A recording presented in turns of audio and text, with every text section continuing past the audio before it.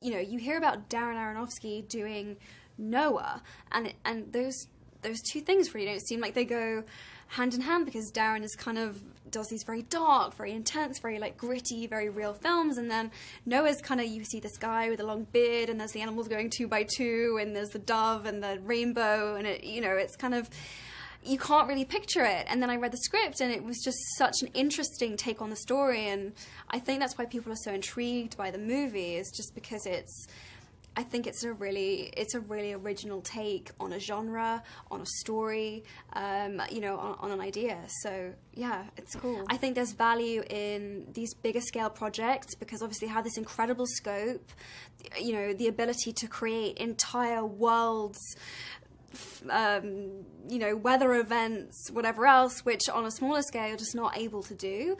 But then so lovely to work on a more intimate scale, you know, and do those kind of movies as well. So I've been really lucky, and I hope I can continue to kind of switch in and out. I agree. The film has a grittiness, it has an originality, it has a spirit of a director who is used to working with very, very tight budgets, and, you know, a director who's used to having the free reign and the scope to make things that feel truly visionary. And you've given this guy 130 million, and he's created something that is truly epic, and I'm really interested to see how this movie goes down. I think it could serve as a really interesting model to kind of make bolder, more courageous, more daring films. I made me think a lot about my own.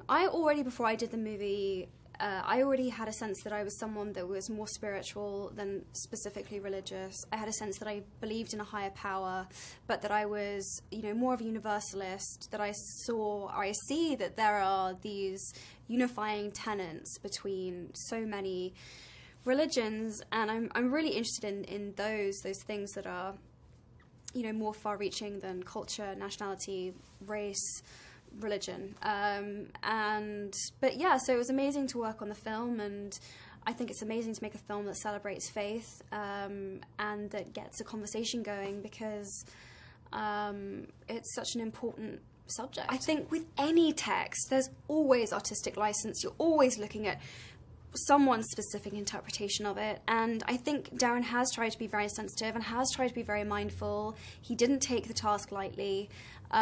It's a very inclusive piece, and I think it is very true to the spirit and the themes of the biblical story.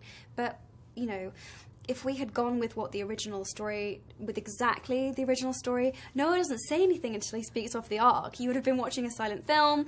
None of the women are really spoken about in the biblical story. There wouldn't have been any women in it. I mean, you know, you have to... He had to adapt it. He had to adapt it for the screen.